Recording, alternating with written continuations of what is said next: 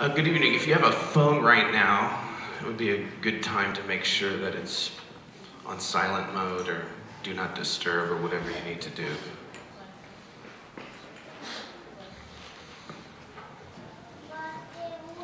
You know, for everything there is a season and a time for every matter under heaven. A time to be born and a time to die. A time to plant and a time to pluck up what is planted. A time to break down, a time to build up, and a time to weep and a time to laugh, a time to mourn and a time to dance. For everything there is a season and a time for every matter under heaven. On behalf of the family, the Gerwig family, I'd like to welcome you all this evening. My name is Alan, and I'm a friend of the family. I also am a pastor in Northern California. Would you bow your heads with me as we pray and prepare to celebrate the life of Gene Gerwig? Our Lord, we acknowledge that this is a glad thing that makes you glad that we do here today. We come before you this afternoon as friends and family of Gene Gerwig. We are here because we love him, we do miss him, and we want to cherish our memories of him. We want to honor his life and him and be support to one another, passing from life here with us to life everlasting life with you, O Lord. God, we thank you for Gene. You formed him, you knew him, and you walked with him through 89 years of life on this earth. And even now we have confidence that he's with you, and for that we are jealous. Thank you that you are a God of mercy and a God of comfort, both promised to us through Jesus, particularly when we lose our loved ones. And so in these moments now, and even in the weeks and months ahead, please bring that comfort and that mercy to us as we remember and share fondly all that Gene was to us. In the mighty, merciful, comforting name of Jesus, we pray. Amen. I'd like to commend you to Carly Gerwig and her husband Matthew, Gene's granddaughter, and her husband, as they lead us in song.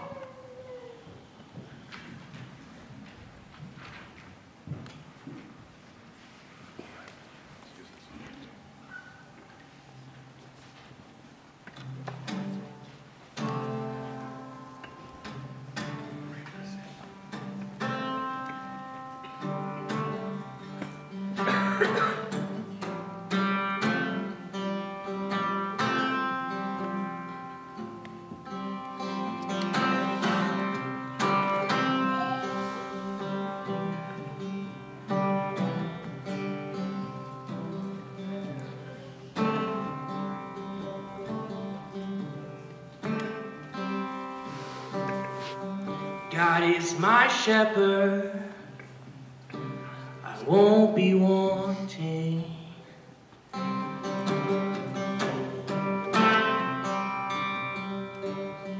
He makes me lie down so green, by quiet streams.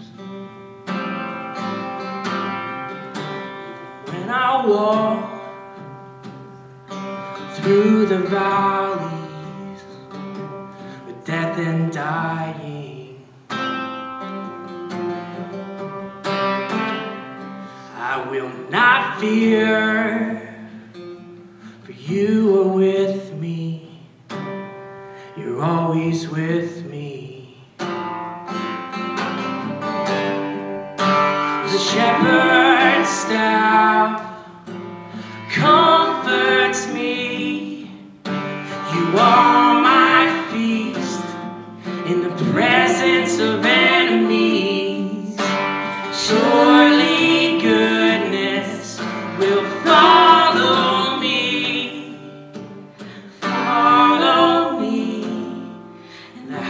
of God forever.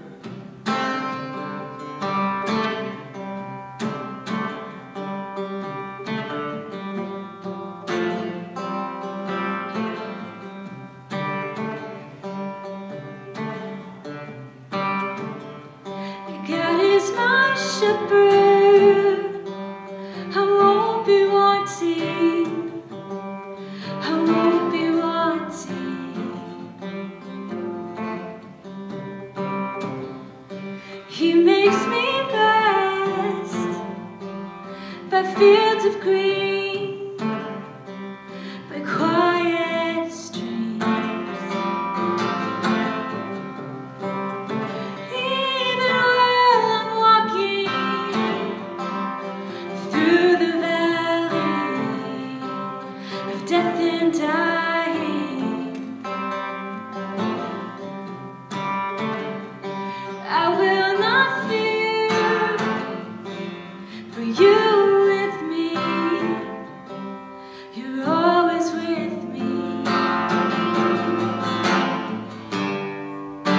The shepherd's staff comforts me. You are my feast in the presence of enemies. Surely goodness will follow me in the house of God forever. In the house of God forever. In the house of God forever.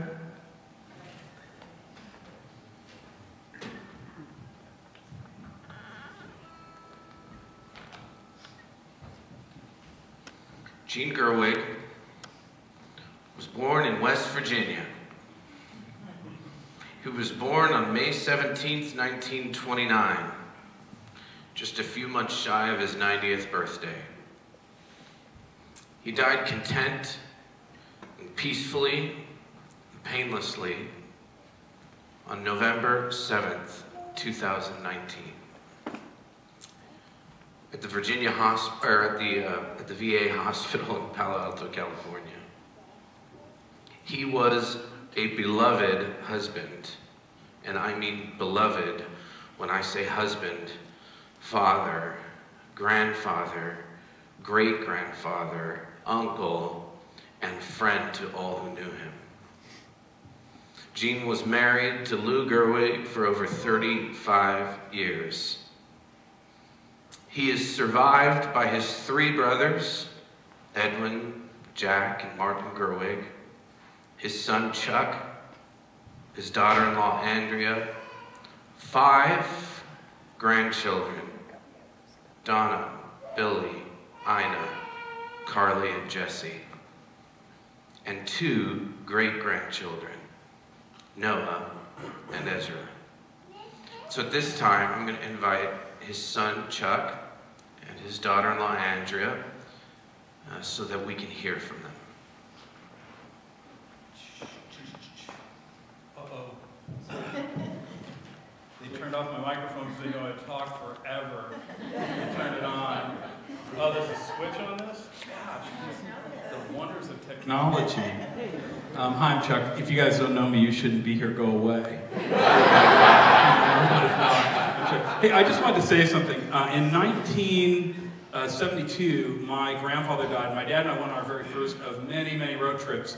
We went to West Virginia and we flew into Columbus, Ohio, and couldn't take our connecting flight because it was so snowed in. So my dad and I were on this bus, and I remember it had a hole in the floorboard and was blowing slush in, and we're getting all wet and dirty, but it was beautiful, the beautiful countryside all through there, and we're looking at rolling hills all covered with snow. And my dad turns to me and he goes, you know, I feel kind of bad because we're going to my dad's funeral, but this is really good to be with you. This is really fun. And I would encourage you, you know, I wrote down, Alan is my brother, and he and I rode down on our Harleys yesterday, and I felt, oh, I'm going to my dad's funeral, I probably should not enjoy this.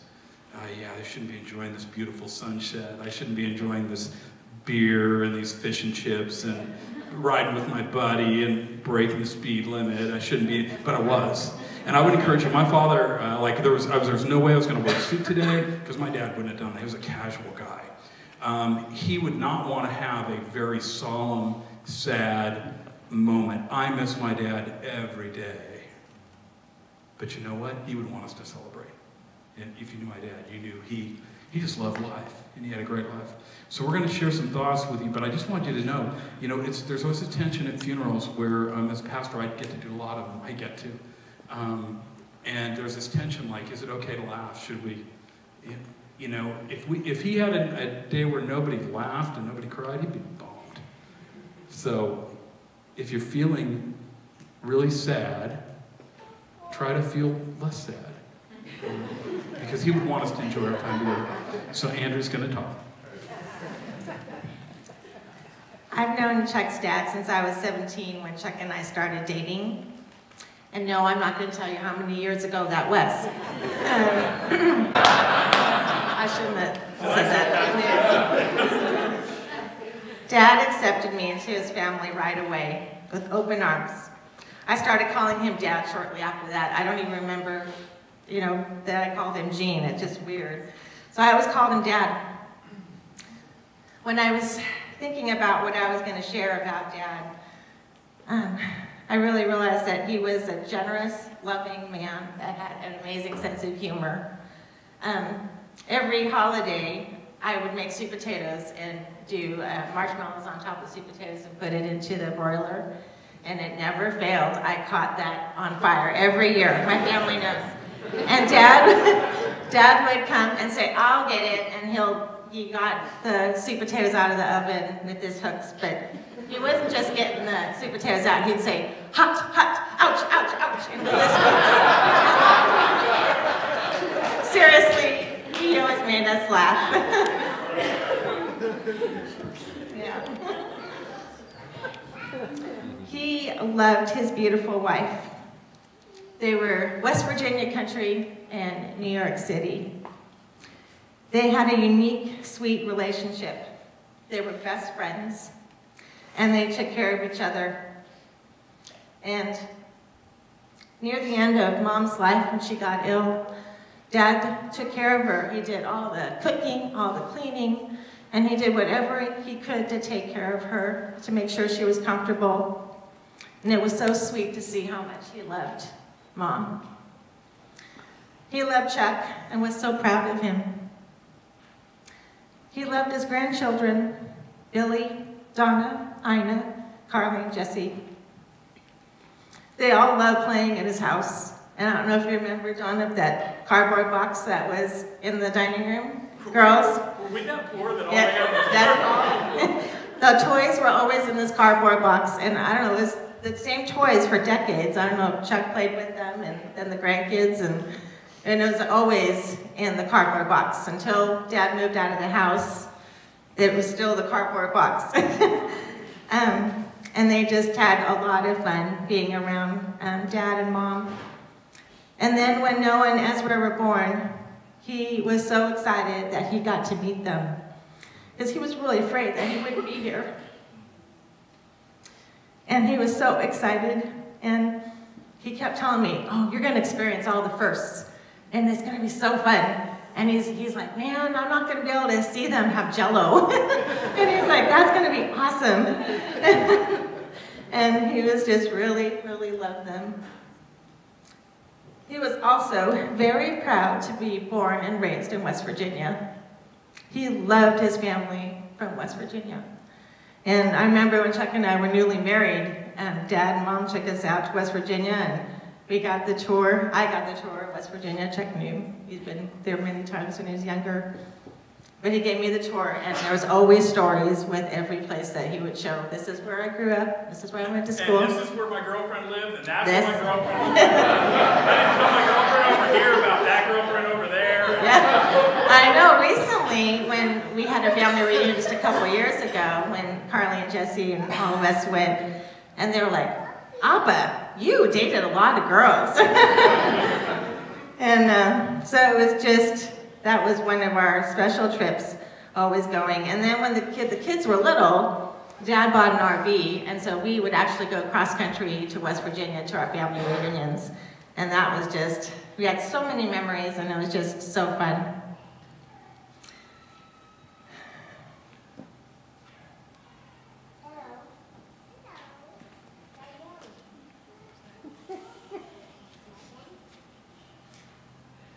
But one thing that really stands out about Dad, well, he's such a humble man. I mean, he really downplayed everything in his life. He was just, you know, it was like no big deal to him. No big deal that, you know, he manages to learn how to use hooks, and not only use them, but he was painting pictures with hooks, and he cooked and he cleaned and he took care of the house, and he did everything that anyone else could do. Except he couldn't do one thing, was put his lenses in his eye. And so we all got really good at that, especially Jessie, because she did it a lot. But even if he couldn't do something, he would figure it out, and it would maybe take him an hour or two longer than it would take us, but he would figure it out, and he would make it happen. And he always said that he just felt like an ordinary man who was blessed by God. And he always said he had a great life, and always said that his family brought him so much joy. But in fact, he was an exceptional man, and Dad was the one who brought us great joy in our lives. And I will miss him greatly. Thanks for sharing, honey. So my dad was a unique guy, and our relationship was unique. Because, you know, most people, their parents aren't home all the time. I grew up much of my life here in Newbury Park, and my dad was home every day. When I was a young kid, we lived in Santa Monica, my dad was home every day. And so my dad was like, he was like my partner and everything. He was like my coach and everything. You know, whether it was helping with homework or whether it was learning to throw a baseball. He was a really attentive dad. He was a great, great dad. He was always funny, he always laughed, he always wanted to devote himself to whatever would be a blessing to me. And I recognized very early on that his life was about making my life great. And boy, it's a wonderful thing to have somebody in your life like that. Their goal is to make your life great and to make you a great person. And he failed on the great person, but my life has been super fun. And thanks a lot to my dad. So we've had this really unique relationship of closeness, and as I grew up and got older, my dad had needs because he was handicapped. There were things that he couldn't do, and he needed help with. And as he got even older, in the last several years, he needed even more help. Moved up to Santa Cruz. We tried to get him to move in with us, but he was such an independent cuss. He was like, no way. I'm not moving in. I want my own space. You'll drive me crazy. And he said, Andrew will drive me crazy. No. And so he lived like 5 minutes from us. But he needed lots and lots more help in these last years, and allowed me to kind of repay this attentiveness to make, I learned my job is to make my wife's life great by his example, and my daughter's lives great by his example, and then to make his life great in these last few years. So it's really mixed bag for me today, and I miss him a lot. I'm really trying not to cry. Because he would hate that. And, man, his life was an amazing life. He was an exceptional guy. I've done lots of funerals and been at lots of funerals. That's what I do for a living. And part of what I do for a living. And I know everybody's special, but he was a unique guy, not because he was burned up, but because of the way that he rebounded from that. And the way God used that in the lives of everybody he was around. He's an amazing guy. In 1953, May 15th, he was in a car accident. If you don't know his story, it was an extreme accident. He was burned over 95% of his body. They didn't expect him to live. He had really no life expectancy at all. He didn't only survive it, but he just kept rehabilitating himself and rehabilitating himself. And he met this nurse. And he started dating this nurse, and then they got married, and then they had me, and then they got a giant poodle named 50 because a boy needs a giant poodle. And then, of course, he had a pet monkey. And so he had this really he just made his life what he wanted it to be, and moved to Santa Monica, and just blessed me. And this accident really didn't define him. It was just part of his life. He was an amazing dad. Like I said, he was involved with everything in my life. When I got into motorcycles, he was the guy who was like, "Oh, buy that motorcycle, all funded." He said, "Oh, you know, you can." That motorcycle for the last one I bought. My dad was a very generous person. He didn't really have use for money. He grew up in West Virginia. He grew up poor, and so he didn't need a lot of money. But he really wanted to have his money make my life, Andrew's life, the kids' life great. So I ended up buying this motorcycle. And I said, "Hey, Dad, can you finance it for me?" And he goes, "Yeah, I'll tell you what, how about $100 a month? It's going to be a good deal because I'm going to die before you ever pay the thing off." And I was like, sold. And so I buy this motorcycle, and about 3 months into the motorcycle payments, I sent him a check, and he goes, "Oh, hey, take your check back. It's all paid off." And I go, "How's my motorcycle paid off?" "It's like $300. And he goes, "My book shows it's paid off." It's just the way he was. You know, he just... one day he told me, the way that God is going to provide for you as a minister, and the way he's going to provide for your family, is he's going to provide through me. And I'm going to help you in ways that 45 and 50-year-old people don't get help from their family. And you need to have the humility to take it. And he was a very generous, supportive, wonderful dad. Later in life, we got the opportunity to do road trips. He loved to travel and wasn't able to do all those things on his own. And so what we ended up doing was just saying, "Hey, Dad, I'm going here. You want to come with me?" And so my dad got to go to Israel twice with me. And we had these amazing trips there. And he got to go to Italy a couple of times and road trip in a rented minivan around Europe, Central and Eastern Europe for a while. And he's been to Hungary and Austria and Romania. But what he liked as much as anything is, like Andrew mentioned, he bought these motorhomes. He'd go, "I'll buy a motorhome. I'll pay the gas if Andrew will cook, and we'll just drive around your whole vacation. I always wanted to go across America." And we had these amazing trips. When I worked at this church as a youth pastor for 10 years. Some of my old students are here. They're all wrinkly and fat and bald like me now. It's sweet seeing you get old. I'm just telling you, it's kind of funny. When I was working, I remember we'd go on vacation, and my dad and I would be in the motorhome driving through Kansas or something, listening to music. The kids would be playing video games in the back, and Andrew would be making like margaritas and nachos, and we'd drink and drive, and that's what youth pastors do on vacation. And my dad was so happy. He was so happy. He just loved that stuff. He loved his grandkids, loved his family. And so it was really fun to make some of his dreams come true, to go do things with him that he wouldn't have been able to do otherwise. He had a dog named Gypsy, was the crypt keeper. It was like 22 years old when it died. It was blind. It was weird. But he loved that dog. He loved my mom. He loved me. He had these barbecues on Thursday nights with a bunch of his buddies.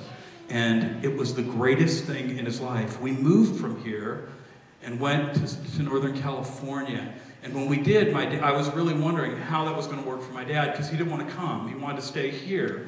And some of you, like Bob Dylan's here and Donald Craddock's here, some of you, the McCollums, would go to his house and help him and do stuff and come over and just hang out with him. Donald Craddock became his best friend.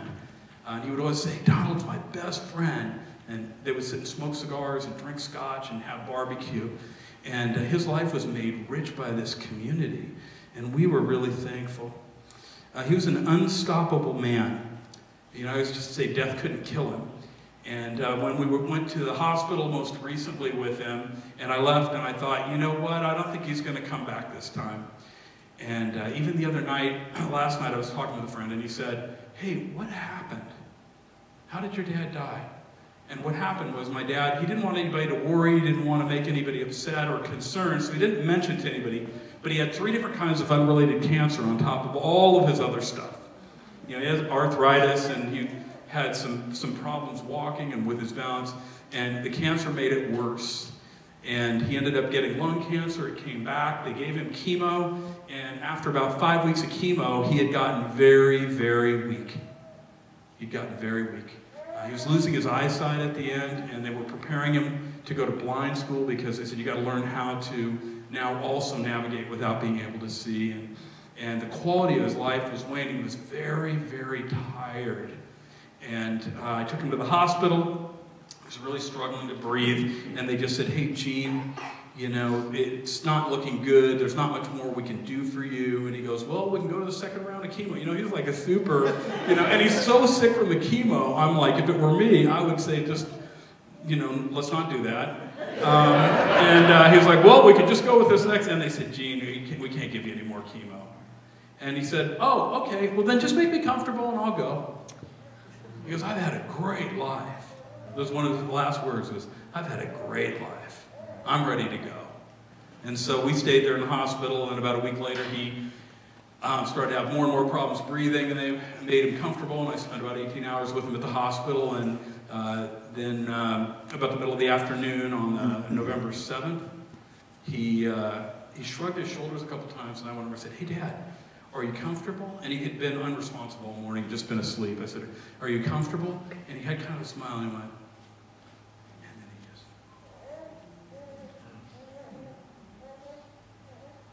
So I miss him.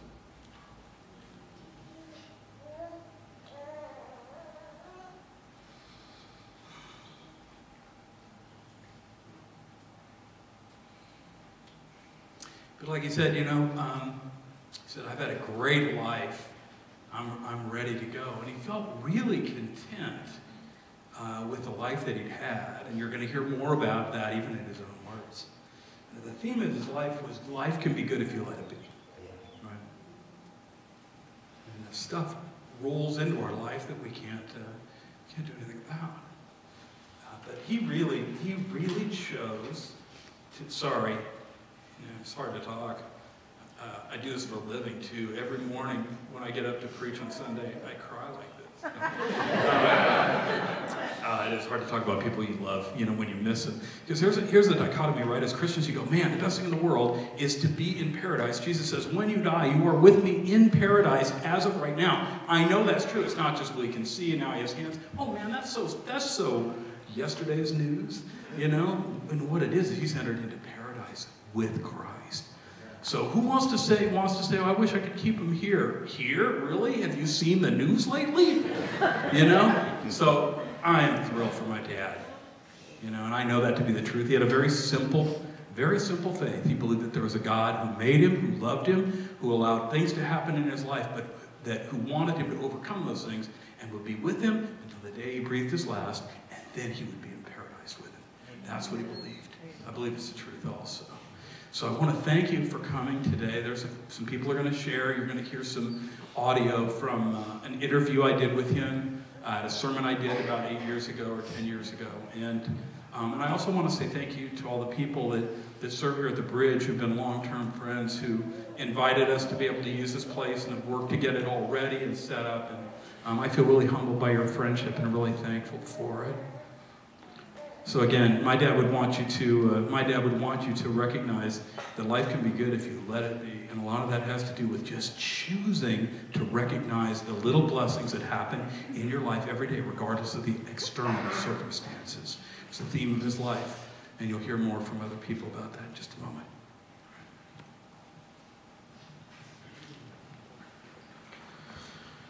And now, Carly and Jesse Gerwig, Chuck and Andrew's daughters, and Jean's granddaughters.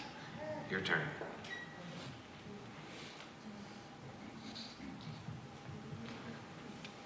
All right, guys, I'm going to try and get through this without weeping. Carly said she'll do some dancing for me if I start crying. So. All right, so my sister and I were blessed to have two incredible grandfathers. Abba was the most beautiful example of overcoming all odds and living life to its last drop. He taught me to overcome any obstacle that came my way and to not take life too seriously. Even through the hardest moments, Abba was most likely cracking jokes and making those around him laugh. He really brought joy to every moment. As a little girl, Abba was my buddy. He carried me around everywhere we went, and I was his little sidekick. He was truly a family man. He was truly a family man. He loved us deeply. He wanted to make sure we were all taken care of. He was always present for me and very involved in my life.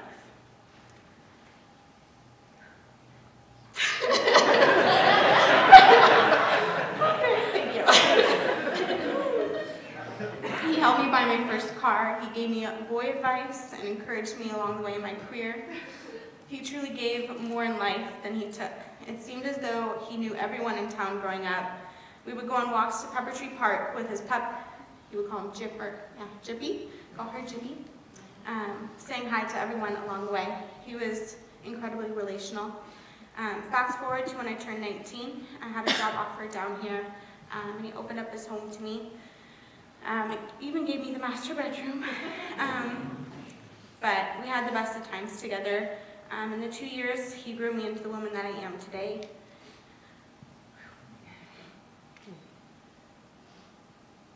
He would eat my cooking even when it wasn't good, never complaining. And even when I was trying to be healthy, he would eat my, as we call it, rabbit food. But we did everything together. We went to doctor's appointments and grocery shopping, lunch dates, and would have a lot of late nights watching funniest home videos and Shark Tank, and we would just laugh for hours. I would always ask him about his life, and I especially wanted to hear about his love story with Anna. He would say that he lived the most amazing and full life. He got to travel the world, he had the love of his life, and his family around him. He was the most strong-willed man you'd ever meet. There was one night I came home from work and the TV was on and the chair was knocked over and he was nowhere to be found. And I freaked out and called my parents, and he had the neighbor take him to the hospital for something. And Daniel Aspinwall took me into the hospital, and as I walked in, I started bawling, and he's like, "What's wrong?" I was like, "I thought someone stole you." And he was like, "Who would steal me, Jesse?" And he had me come sit with him, and I was like, in my mind, he's just so special. I was like, someone took him. But Appa was my person, and I miss him dearly. But I know he would be really honored today. So thank you for coming to celebrate his life. Are you going to dance for me? I might start crying for sure. On the little card that everyone got, it said, world-class grandfather. And Jesse and I's grandmas passed away when we were pretty young. And so Appa and my Tata became like something extra, kind of like both grandma and grandpa in one. And I always thought Appa was a superhero when I was young, and it wasn't because he looked different. I actually didn't realize he didn't have hands until I was 3 or 4. And he used to pick me up when I went to elementary school here at Walnut in 1st and 2nd grade, and I would go to his house after when we would walk together. And I remember just wanting everyone to meet him. I would introduce him to the crossing guard and all my friends. And he always liked to tell a story where all my friends would be like, what's wrong with your grandpa? What's wrong with him? And I would just say, oh, it's just Appa. I didn't understand that there was anything different about him. To me, he was just super special. And I thought everyone should know him. And kind of everyone did. We would always be walking around, people would, hey, Jean. And it was like being with a celebrity. He was just super special. And I know now that he's not a superhero, but there was a lot of things that he was really super at. And so one of them was making fun of me. It was kind of the nature of our relationship and how he told me he loved me all the time. And so his 2 favorite stories were, one, there's a big magnolia tree he has in his backyard, and I would climb it a lot as a kid. And one day I got stuck really high up, and I'd been calling for him, Appa, Appa, for what felt like a long time. And when he came out to check on me, he's like, oh my gosh, Appa, I've been here for years. Where have you been? And he loved telling that one. And then also, we were at McDonald's when I was really little. I had a cold and I was eating some ice cream. And he always ate my leftover food. I always had leftover food around, and he was like my personal garbage disposal because he didn't want to waste. And so he had asked me a bunch, okay, are you sure you're done? You're sure? I was like, yeah, yeah. And then as soon as he started eating it, I cried and screamed, he's eating my ice cream, he's eating it! He was so embarrassed, and he also caught the cold I had from eating that. He was a super adventure buddy. So, like my parents said, we would go on these cross-country road trips, stop in all these states, do all these amazing things. One of my favorites is my dad and me and him went climbing in some Mayan ruins, and I was way too young to be up there, and he didn't have hands. It was just, he would do it. He would just go on all adventures with us. And wonderful.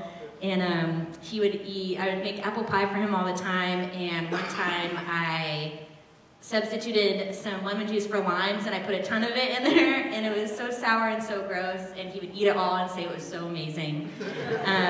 Just totally love without, yeah, love and support. When I first met Matthew, I just met him and moved away to college, and I called him, and I was saying, oh, Papa, I met someone, I think I'm gonna marry him. And he's like, oh, honey, I bet he's wonderful. If you picked him, he must be wonderful. And he just supported us and was so much a part of our life. And he was a super great grandpa to the boys, just loved them. So they were the best babies, cutest babies, funniest babies, just, again, support. Yeah, just thank you for being here. I know that when you have loved ones, you think they're special and super, and it's so great to see other people who knew him and knew how special he was. And Appa, we super miss you, super love you, and can't wait to see you.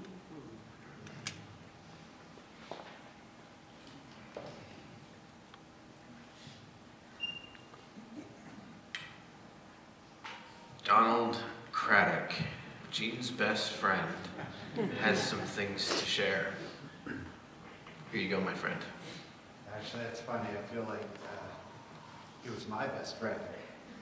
But I first got to know Gene 17 years ago. He was laid up, and Chuck asked my little boys and I to take care of his lawn for a little while. And after the first few visits, my oldest, William, who was 10, said, at first, Dad, at first when I met Mr. Gerwig, all I could see were his impairments, but now I don't see it at all.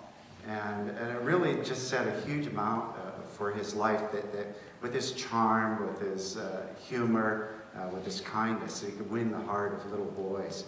And then, over the years, I didn't really have that much necessarily interaction with Gene. The occasional taking a meal to him, smoking a cigar in the garage of Mark and April, and things like that. But then, it was 5 years ago that the nature of our relationship really just changed totally. I went into an adversity in my own life that was extreme and dark, really. And God seemed silent to me. And it was then that Gene's life and his message and his friendship really ministered to me. At first it was, taking long drives up to Santa Cruz, road trips and talking and running errands together. Then Sergey and I started doing the barbecues, which was a ton of fun. And he would dazzle us with his magic powers, sticking the hooks into the flames of the oven and what have you. Whoa! And really his joy, his simple pleasures, his value of friendship, and his dwelling on goodness, and really overlooking adversity himself. One of our sometimes visitors, Emma, to the barbecues, who was interestingly enough 53 years younger than Gene, and really enjoyed his friendship and company. I was talking to her on the phone, and she said, basically summed it up, he had everything in the world to bitch about, and didn't. And there's one experience, there's quite a few experiences that kind of punctuate his values. One of them was, Chuck's band was having a gig up in Santa Cruz, so we're making plans, and okay, I'll pick you up at such and such a time. Oh, you got to pick me up later. Well, why? Well, I have this medical thing going on. Okay, well, day comes around, and I pick him up, and so what did the doctors do? Well, put in a new pacemaker. Thinking, is that big, or do they cut you for that? Oh yeah. Can I see? So he takes his shirt off and lifts up the gauze, and holy smokes, Gene, that incision, it looked like a monster red-legged centipede going across him. And he's like, come on, let's go, we gotta get on the road, we're gonna miss the concert, we're late already. And as we're driving down the road, after a little while, Gene's body just goes, like this, his legs stick out of the floorboard, and whoa. What was that, Gene? Oh, I think the pacemaker's acting up.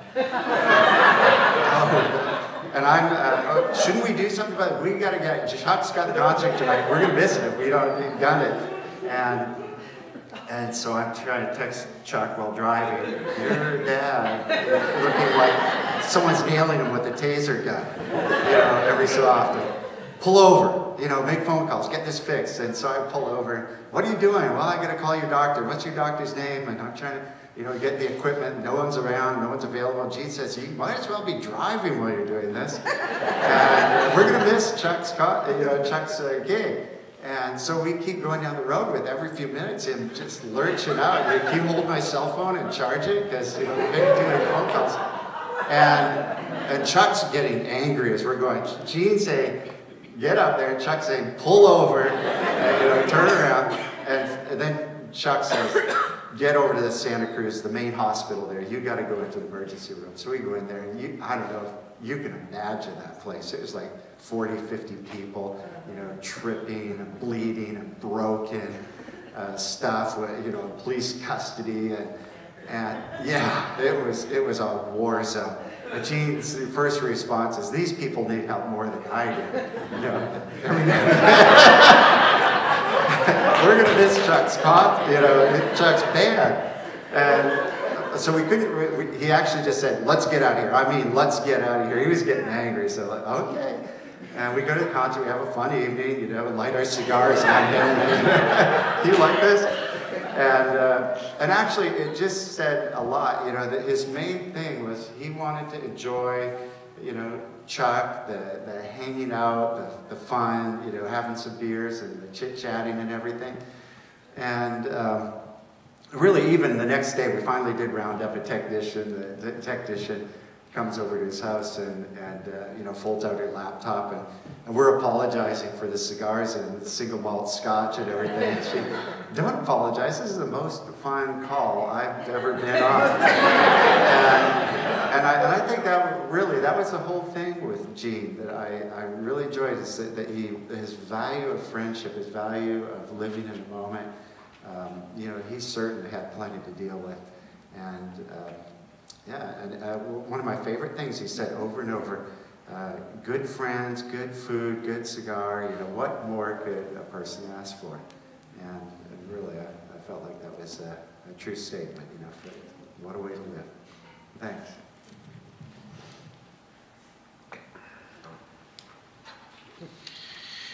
Joel Gerwig, sir, we would like to commend you to the floor. This is Gene's nephew.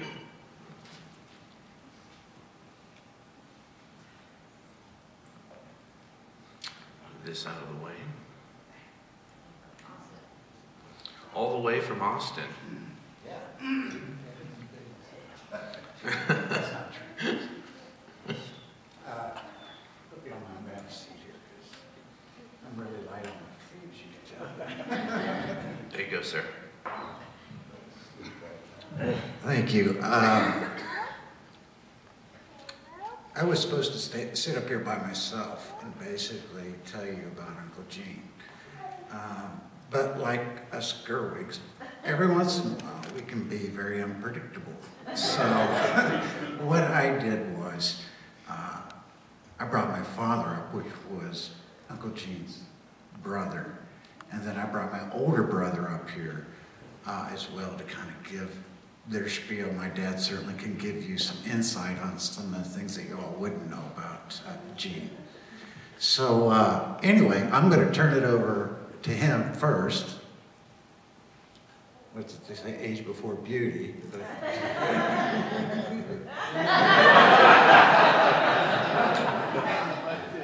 I'm Jack. Gene was a year and a half younger than me. I have an older brother that's a year and a half older than me. So 3 kids, try to get them to work together or play together is a tough, tough job. But we had a tough mom. And Gene, being the youngest, would always get picked on by either me or my older brother. And he would run to my mother and she'd say, go get a switch. Do any of you know what a switch is? stick about that long you cut off a tree.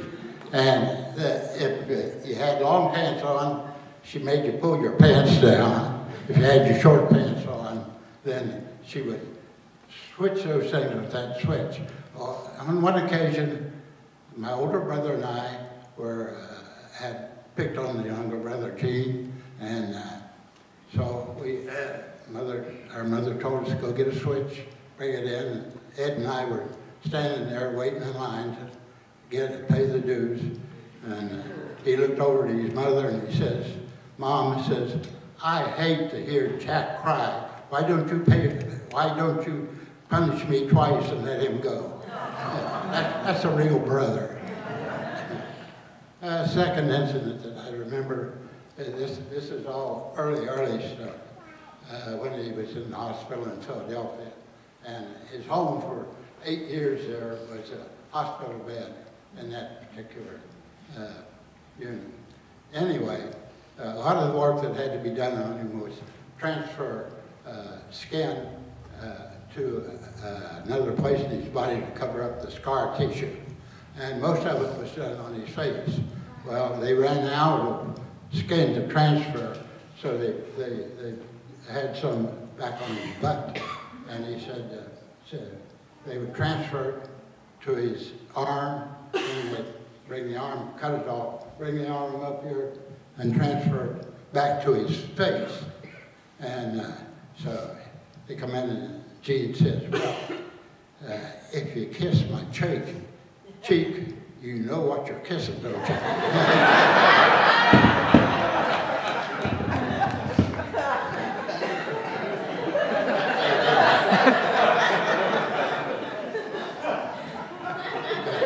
Don't think of yourself. Think of everybody else. And if you get here in the morning and go out, well, first thing he'd say was, what are we going to do today? Never did I ever hear him, why me? Why me? What have I done to deserve that? All the time he was always thinking of somebody else that was in worse condition than he was. And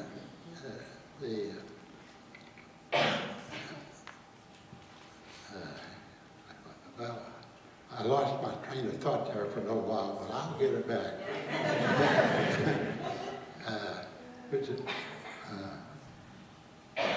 Another incident, and I should have written these down, but I'm not going to say it anymore. I just wanted to say he was one of the top guys in the whole world. Best brother, well, I can't say that. But he was a terrific brother. And I guess the only thing I can say is I sure do miss him. I'm going to hand this over to my older brother, Jack. I guess it's mischief before beauty on this one. Yeah.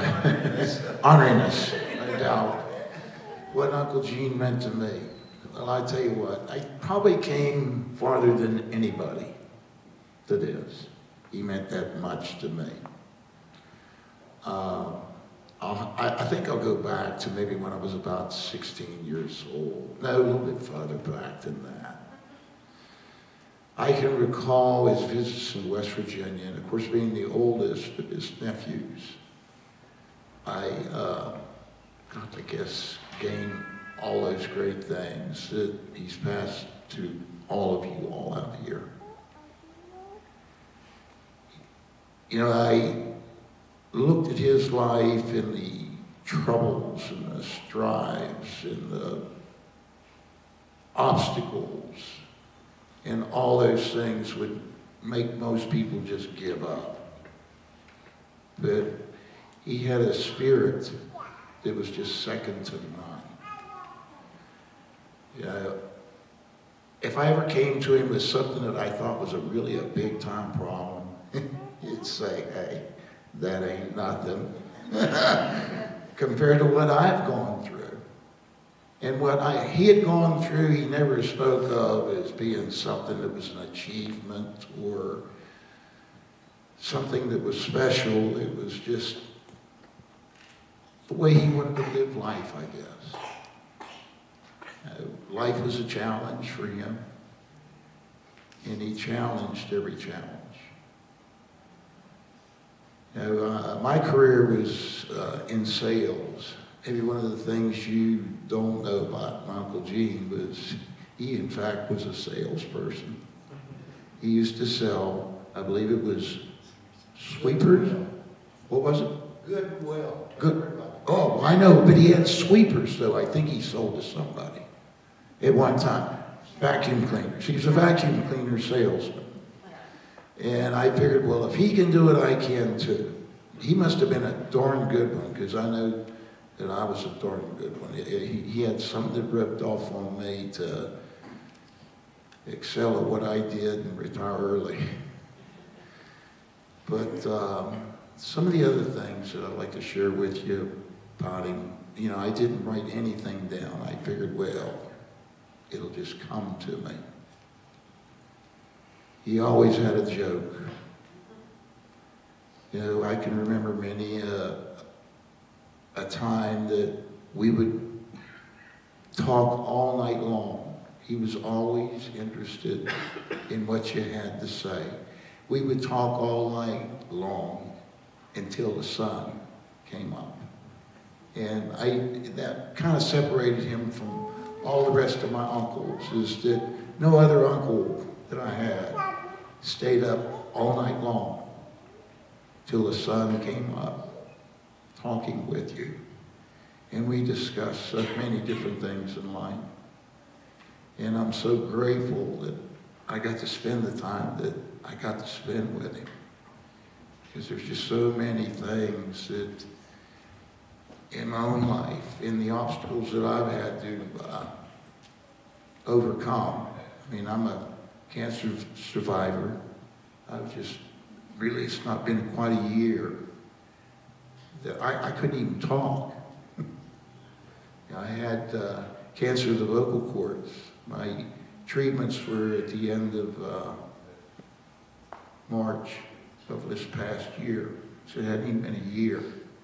And just to be able to talk to you all is a miracle, because I could not squeak out nothing.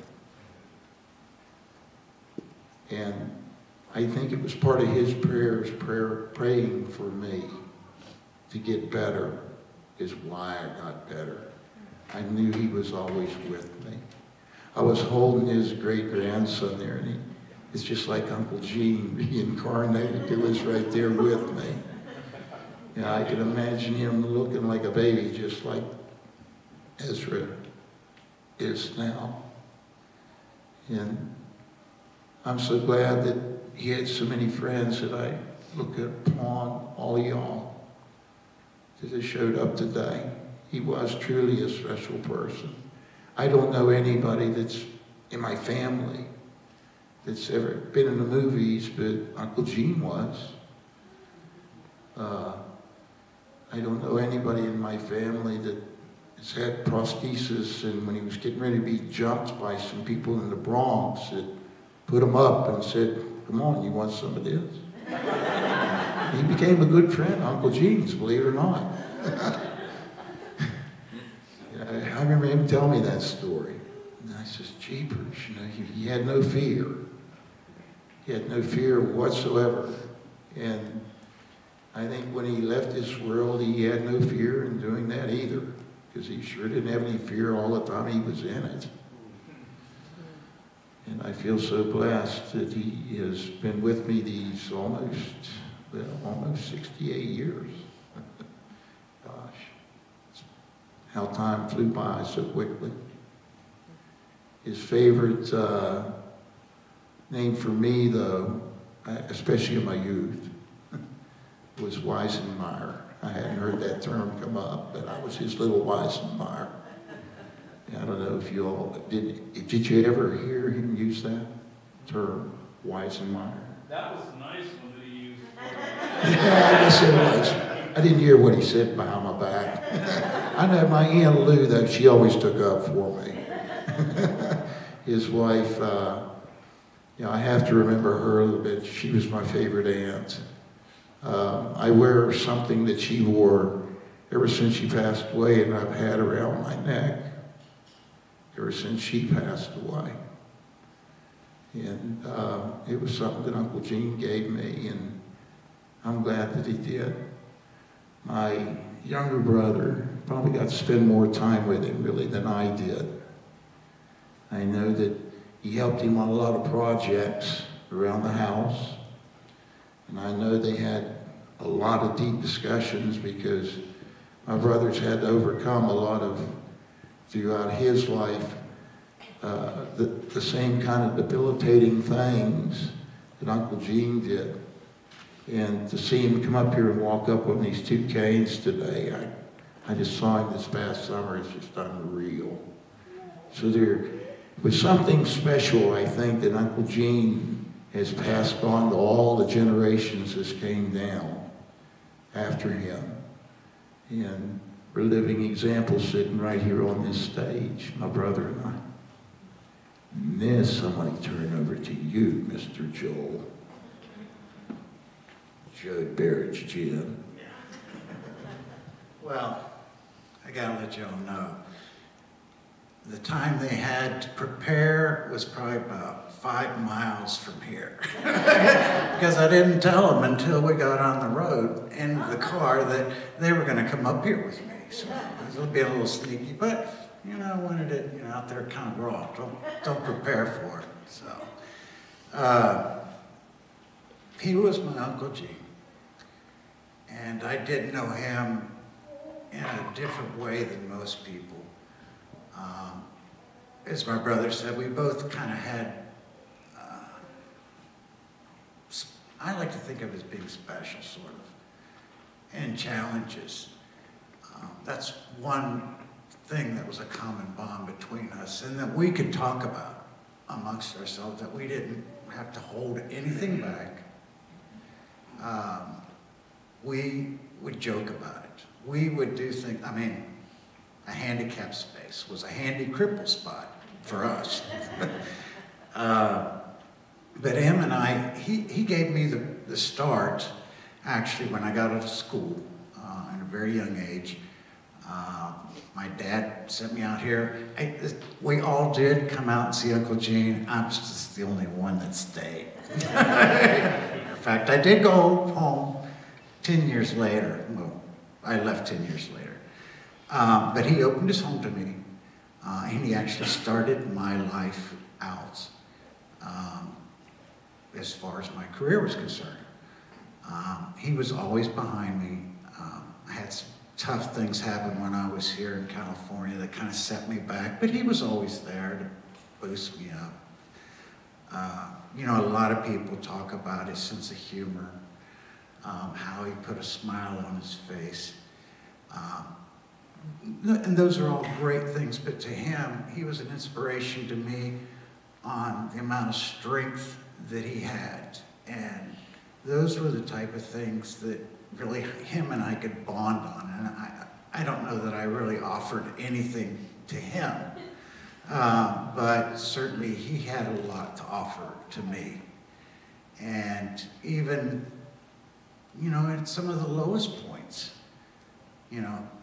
all I had to do is think about him, not what he went through or anything, just think about him, and it would make me, not like 100%, but it sure made me feel a lot better than I felt.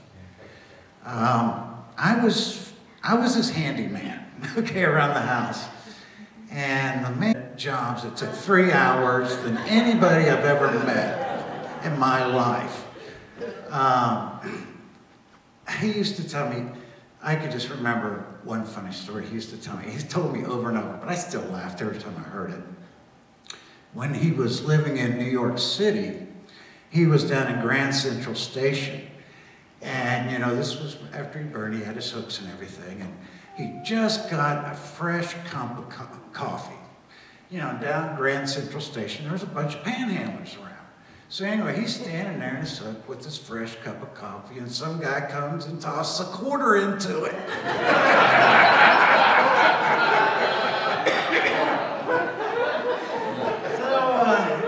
That one made me laugh about every time. I mean, I've heard that one a bunch of times, but it still was funny. Nevertheless, every time I heard it. So, yeah, and it's true. As a lot of people would attest, he could do anything. He could do anything except there was one thing that he couldn't do. And that was, you know that little tab in your zipper? You know, most of the time it points up, right, and just grab it and go. Well, one time it was pointing down, and then his fly was all the way down. And he was telling me in kind of a roundabout way that he needed some help getting his zipper up. And it's like, well, you know, I looked at the situation, surveyed it, and thought about, you know, as an engineer, tried to engineer the best possible way of doing that. Well, here I found myself out in the garage, on my knees, with a pair of needle-nose pliers right down in his crotch, you know, trying to flip this thing and zip it up. And we thought to ourselves, and we joked about this, like, boy, if anybody could have ever saw us doing this. Thank goodness, you know, it's not like today, or that would have gone, that's something that would have gone viral. You know, so. But anyway, I love him a lot. He was like my second dad, and you know, the time we had was short at 10 years, but you know, he was always there for me. And you know, they always say that people are with you because they're in your heart, you know, and that's certainly not an understatement. He's got a good piece in my heart, and it's, you know, when we get together and we talk, and there's people that have those pieces from him in their hearts, when we get together, it's just like putting him together whole, you know, and I guess, I don't know, to me that's what he really left behind that was special, is that, you know, whenever you get together, all you have is laughter, okay? And it takes a special man to do that, pull that off. So anyway, I just wanted to be thankful just being up here and get to share just a little bit of me with you all and my experience with Uncle Gene.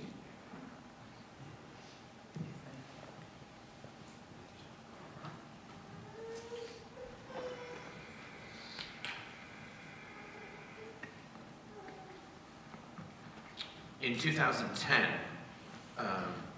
Gene made the trek up to Santa Cruz, California, where Chuck had asked him to come up and to share his story and his testimony and offer it up to the congregation there at Elevation Church. But even more than that, I think, and equally as important, was that they were able to capture, in his own words, his story and his testimony with respect to a life well lived. And so while we can't play for you the full 60 minutes, we would like to offer up to you Gene Gerwig in his own words and a 4-minute excerpt from that testimony.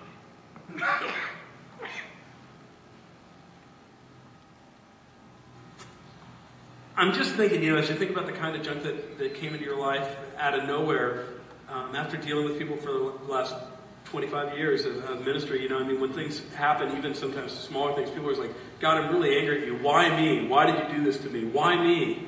You know, I was trying to be good. You ever ask why me? Never entered my mind. It was me. Nothing is going to do is change it. Until you asked me that. Why me? It's never really entered my mind as to why me. like I say, it is what it is, and there's nothing you can do to change it. You can't blame it on somebody else. And if I wish to wish it on somebody else, who do I hate enough that I would want to wish it on, you know? So I would never think of it. Never mad at God about it? No, why would I be mad at God? You know, I don't think it's God's fault. It's just uncommon. It's just that it's uncommon. Just because I got a ride with a driver that didn't know how to drive, that's not God's fault. You know? I know, I'm just saying, but it's so uncommon for people to not go, why me? And where are you, God? And that's always been, I thought, an interesting part of your, of your life story. So now you're hurt, you're burned. Of course, you've had a lot of reconstructive surgery. They've given you a nose again and ears and all this. And I do. Well, I'm not figuring. See, you lost your nose. I'm not sure why mine is this way. You had one and I got nothing. But they reconstructed everything up on you. But before that, you're laying in the hospital. What was your life plan? You've been burned up. You've lost your arms. Well, to go back to what you were saying before, do I blame God? And no, I have never doubted God in any way. And that's what I thank Him for everything that He's given me. To that point, even though I am, He gave me an awful lot. Otherwise, I'd have been 6 feet under. Yeah. People come up all the time. That just doesn't happen just occasionally, but all the time people will come up to you 4 or 5 times a year probably and say thank you. Just for being you. I thought I had problems, but if you can handle your problems, I have no problems. And so to thank you very much just for being me. So think about this idea of how God has used it. You said something to me one time. You said a lot of things that I remember really well. And one of the things you said to me was you said, it's made me a better man. That the accident made you a better man. How's that? Well, I don't know what I would be otherwise. I mean, you often wonder what road you go down. But before, like I say, I was a sailor, and I'm doing my best to live up to a sailor's reputation. And so I don't know whether I would have kept on that road or not, but after being injured and what have you, like I say, just by being an example many times to others, I think I'm probably a better man than I would have been in any other way. And you'd ask, would I change anything? No, at this point I would not. If you'd asked me a couple of months after the accident, I'd probably, I'd like to go back and take that ride back. Yeah. You were alluding to that you had shared with me. Another thing that I really remember was I asked you one time when I was a young guy, I was like, well, would you take it back? Would you do it different? And you said that you wouldn't. That you wouldn't have avoided the accident. Why?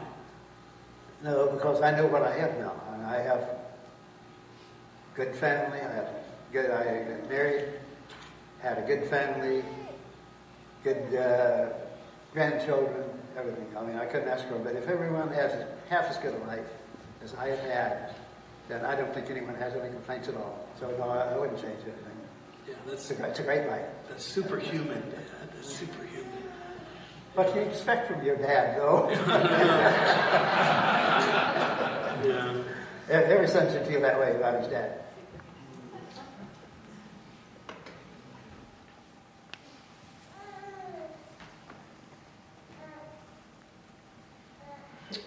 How do I say goodbye to what we had? The good times that made us laugh outweighed the bad. I thought we'd get to see forever, but forever has blown away.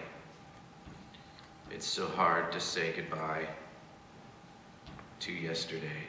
These are the immortal words of the prophet's voice to men.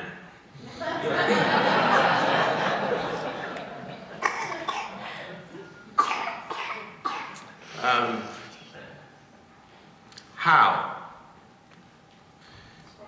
I'm gonna just spend a little bit of time trying to do the best I can to answer the question, how? How does a man come to this perspective about this ordeal in his life and live a life well lived as he did? I've been preaching for, the 20-year mark's coming up sooner than I think, and this is the first time that I can remember being nervous in a very long, long time. When Chuck, Chuck just said good. Because Gene Gerwig Gerwig, and I only ever called him Mr. Gerwig, so it's strange for me to keep referring to him as Gene this evening, only because Chuck insists, you know, that the formality would have driven his father crazy. But I had such a tremendous and profound respect for Mr. Gerwig. Part of that is my military background intersects with his as a military man, and so Mr. seemed appropriate. The other thing is just what I had known about him and had come to know about him. I felt like I had no business calling him Gene at any point. In fact, the first time I met him, he tried to put me at ease. It was on a motorcycle trip down to his place. We stayed the night at his place to have a cigar, and the first time I met him, he was asking me about my motorcycle and, you know, does it handle well? I said, well, no, not particularly. And he says, well, you know, what do you like about it? And I said, well, it's a bat out of hell in a straight line. I really love my bike. And he says, okay, dark meat, hand over the keys. Let me give it a spin.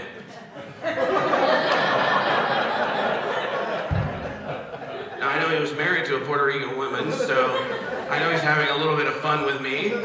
And I look at Chuck and I'm like, am I supposed to hand him the keys? And, you know, he wanted to put me, I think, really comfortable in his home right away, which was extremely generous of him. And he had more fun at my expense the longer that I got.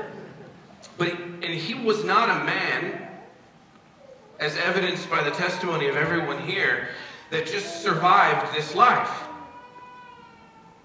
I think most people, given the same circumstances at the same time, would just try and survive this life, and that's not what he did. He did not just survive this life. Given everything that happened and all that he was and where he came from, he found a way to thrive, not just survive, in spite of his circumstances. How?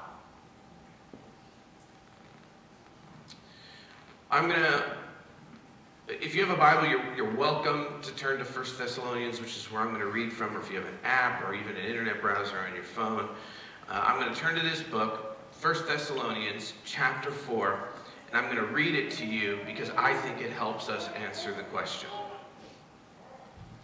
I do not want you to be uninformed, brothers, about those who are asleep, that you may not grieve as others do who have no hope.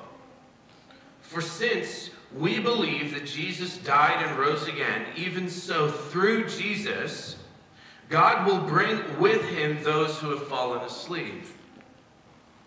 For this we declare to you by a word from the Lord, that we who are alive, who are left until the coming of the Lord, will not precede those who have fallen asleep. For the Lord himself will descend from heaven with a cry of command, and with the voice of an archangel, and with the sound of a trumpet of God, and the dead in Christ will rise. Then we who are alive, who are left, will be caught up together with them in the clouds to meet the Lord, to always be with the Lord. Therefore, encourage one another with these words. Okay. Death, for most people, bring at least two things, I suppose. First, ambiguity. Ambiguity about what death means. You know, the idea of being an atheist gets a lot of press, but it gets very few followers in moments like this. An ambiguity about purpose, about hope, about meaning. It brings despair for some. The loss of a relationship, someone we love, of someone who we are connected to. But for those who are convinced about Jesus, Paul, writing to a very complicated place called Thessalonica, he sets out to clear the air. Something has happened The church there is grieving. And Paul says, I want to bring something to the conversation here. I need you to all understand that for those who are convinced about Jesus, death brings something else that the rest of the world knows nothing of. And by my count, there are at least 4 things that death brings for those who are convinced about Jesus. Look at verse 13. It says this, but we do not want you to be uninformed. The first thing for those convinced about Jesus, who know Jesus, who understand the gospel, death brings clarity. Paul's saying it right here. I don't want you to be uninformed. I don't want you to have anything that even smells or reeks of speculation. Okay, so there are 2 words, speculation, revelation. Speculation begins with us. Revelation begins with God.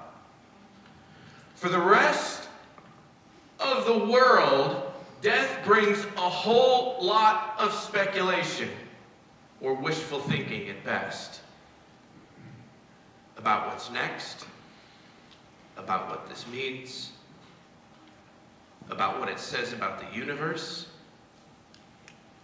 Every religion, at best, is speculation. It is man's attempt to understand God and to understand this world.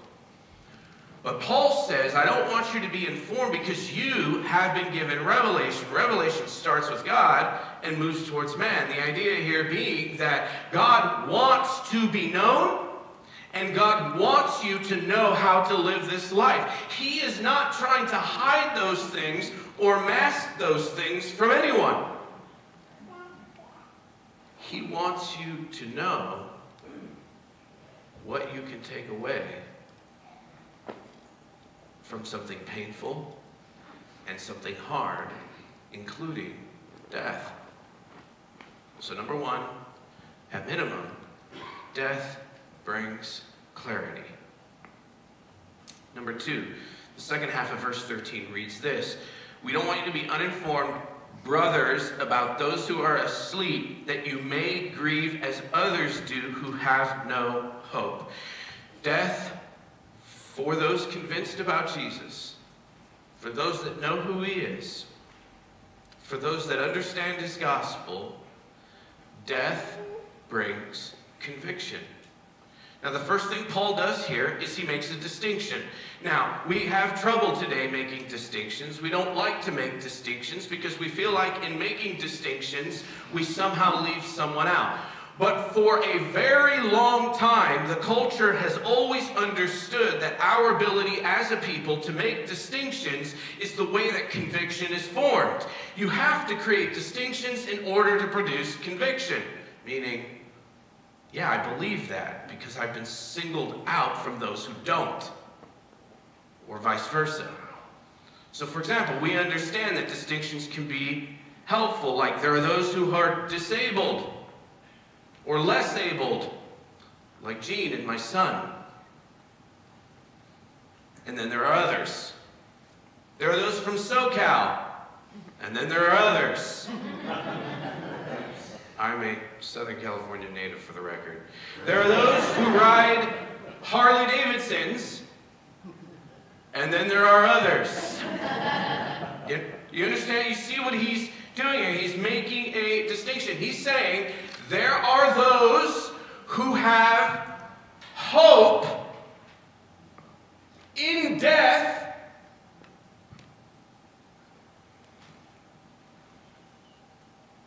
there are others.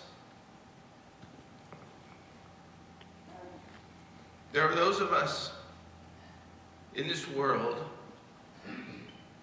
who face grief and we have no place to put it.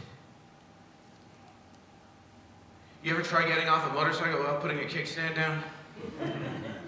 Without a place to put the motorcycle, it's going to be a bad day. The day is going to spiral. Well, that's what happens with grief. When you don't have a place to put grief, it gets worse And it spirals because it has no resting place, it has no landing place, it has no boundary, it has nothing to prop it up. And the point here that Paul is making is, for you, Christian, don't grieve that way. Don't mourn that way. You still grieve, but it has boundaries. It has a place to put it. It has a shelf to rest it on. There is a landing place for this grief, and that landing place is fulfilled in, is found in this guy named Jesus. Don't grieve like the rest of the world, because you're not like the rest of the world. And so we need to make these distinctions. Because when we make distinctions, we find out what people are made out of. And speculation is grounded in ourselves, so it's shaky at best, right? So if we're just speculating as to what this all means, as to what this life means, as to what death means, as to what purpose means, we somewhere deep inside, I believe, know that that is a shaky premise, because anything based on us is shaky. But Jesus, there's a reason he refers to himself as a rock, as a firm foundation. He says, I can take the weight of your grief. Put the kickstand down here.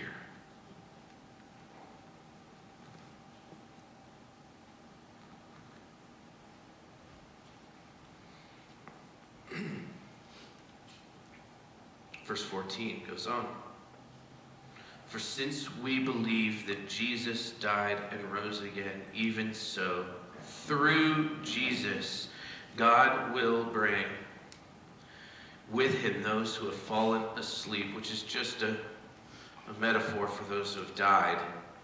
For this we declare to you by a word from the Lord, that we who are alive, that's all of you, who are left until the coming of the Lord, not like left behind all weird, okay? Like, it's not like, you know, the guy from Growing Pains. We are left until the coming of the Lord will not precede those who have fallen asleep, for the Lord himself will descend from heaven with a cry of command, with the voice of an archangel, and then we'll be caught up in the air with him. Death brings clarity, death brings conviction, and for those of you convinced about Jesus, it brings hope. Now, as far as I can tell, there are at least two ways that Paul is grounding a person's hope in the face of death. Us, left behind in the face of death. He says, one, in what Jesus has done, and two, in what Jesus is going to do. What has he done? Well, the first thing he did is Jesus died. You have to understand what a profound act that is. For Gene to look at his mother and say, I'll take the punishment to set him free, is immersed in the gospel. We can't be free without someone perfect in our place, in our stead, dying the death we're supposed to die, so that we can then later die the death that we want to die, which is where there's an eternity behind it. Jesus died. The idea of that death is that sin's penalty is gone. What's sin? Sin is not this behavior. Sin is this latent, intrinsic, infused reality in a world in rebellion to God that we can escape from through Jesus' death. The second thing he has done is he rose again. So if his death dealt with sin's penalty, then his resurrection has dealt with sin's power over you to live differently. By a show of hands, who thinks Gene Gerwig lived differently.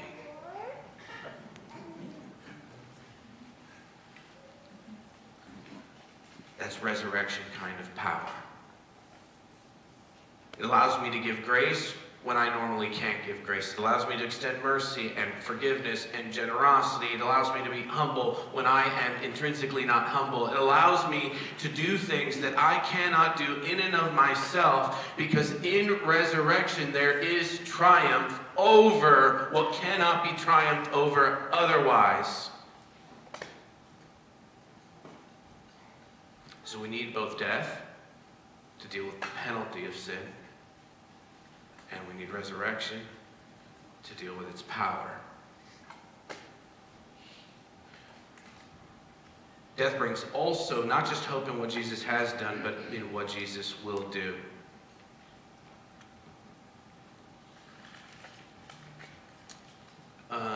He says here in Thessalonians that one day Jesus is going to come back, and he's going to rule and reign over this place. Now let me tell you why that's good news. Because when he does, and historically that's been referred to as the second advent of Christ, meaning the first advent, the first time he came, and then there's the second advent, which is the next time he is coming. Here's the big idea of Jesus coming back one day. The first time I came, I dealt with sin's penalty and power. Death and resurrection. The next time I come, I'm going to deal with its presence. A world in which every eye will be dry and every wrong will be righted. That is the universe and the world in which Gene Gerwig currently is in. Because verse 18 says this, therefore encourage one another with these words. I guess the last thing we're going to end with here is that death brings encouragement. Now, how is that possible? Well, two ways. First, for us, I'm going to read from you from this other book, 2 Corinthians, chapter 4, verse 16.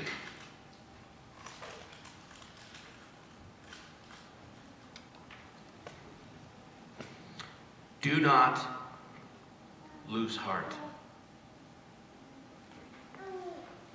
Though our outer self is wasting away, our inner self, Christian, is being renewed day by day. Now here's the verse I want you to catch.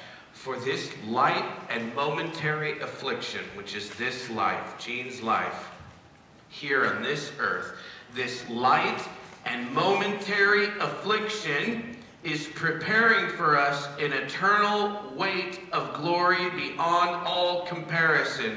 How can it be light and momentary?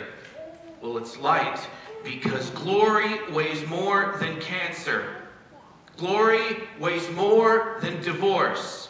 Glory weighs more than burns. So in comparison, the burden that he was asked to carry, he realized it was light. Well, how can it be momentary? He lived almost his whole life this way because eternity is longer than chemo. Eternity is longer than counseling. So by comparison, this life is momentary. And so here's kind of what God is saying. Joel 2:25, it's one of my favorite verses in the whole wide world to quote. Listen to this. Every time I read it, there's always like half the room goes, I've never heard that verse. Joel 2:25. This is the idea, is that in death, that God, because he is good, restores and sets all things right in the end. And so we can endure anything in the present. as a result, and this is only possible for those convinced about Jesus, who know Jesus, and who understand his gospel. Everyone else is others, and they are speculating at best. No hooks, but hands. No burns, but beauty. No tears, just treasure remains. When you trust Jesus, even something as painful as death can bring clarity and conviction and hope and encouragement, something that Gene Gerwig lived an entire life aware of. Would you bow your heads and pray with me?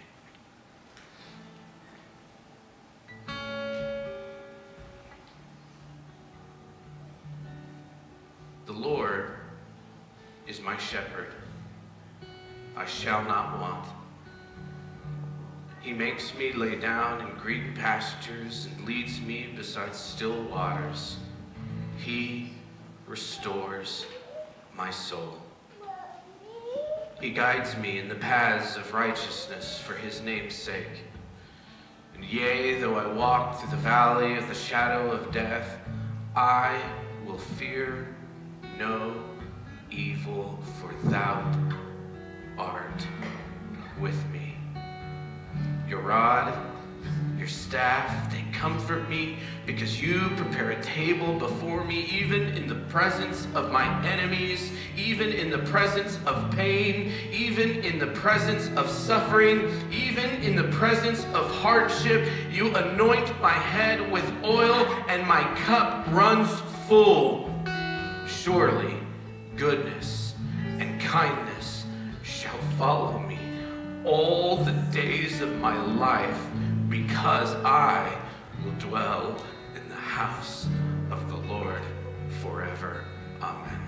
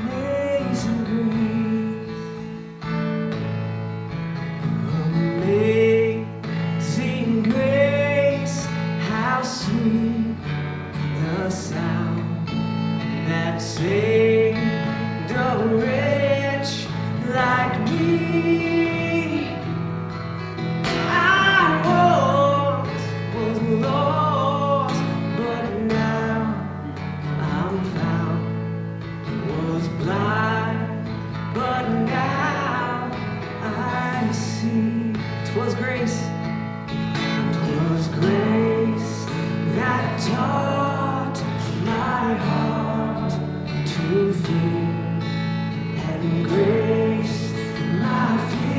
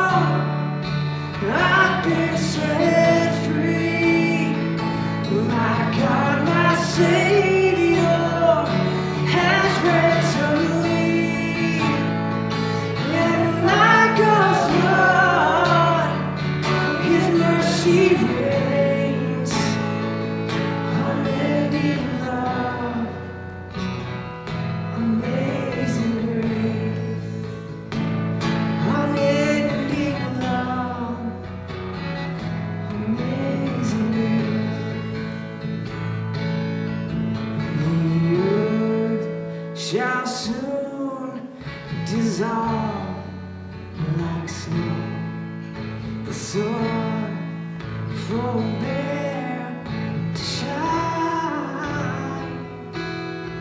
But God would call me. He Lord will be forever mine. Will be forever mine.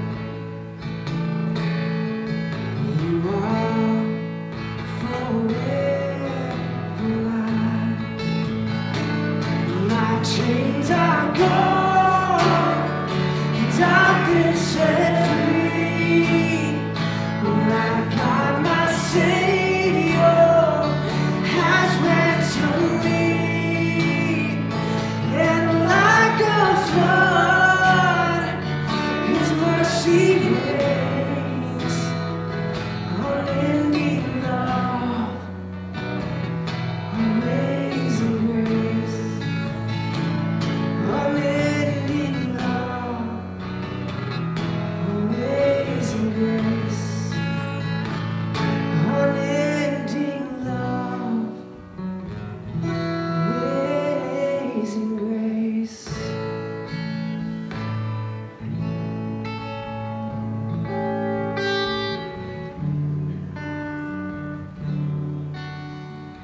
I'm going to pray now, close our time together.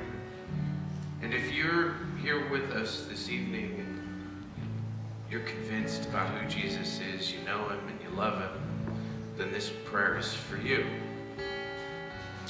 If you're here this evening and you're not entirely convinced about who he is and if he's good and what this all means, then this prayer is for you as well.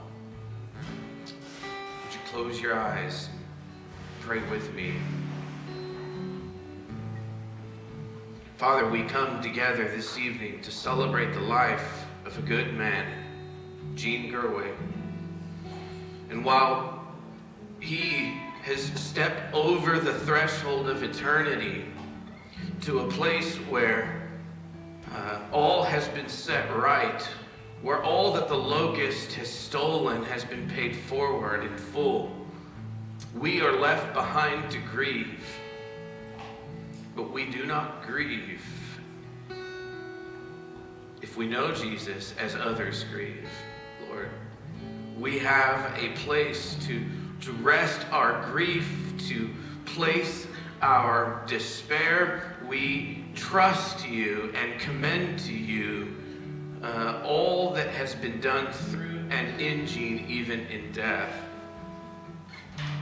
And so in his death, Lord, I pray that for those of us gathered here this evening, that you would bring clarity, not speculation, but revelation, God, that you want us to know you and that you want us to know how to live, that you want us to look at the sum total of our lives and not fret over, are there more that I would relive, or is there more that I regret? But that we could have confidence, that we could have assurance about our lives somehow. And that, Lord, that you would bring conviction, that can only be realized, that assurance can only be known in and through you as our God. Particularly that it brings hope in and through Jesus Christ, who died for us, substituting himself,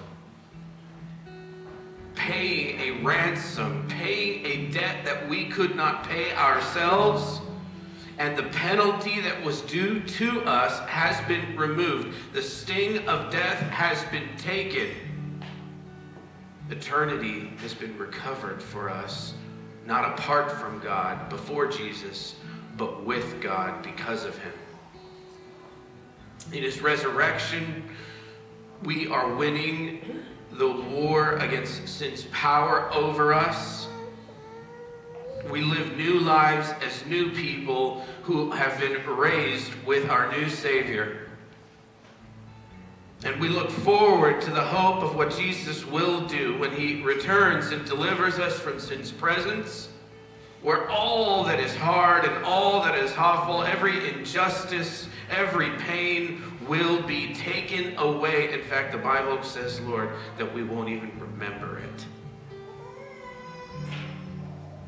I pray that you bring encouragement to everyone this evening, that their affliction is light and momentary, thanks to Jesus, pending eternity that is weighty and eternal.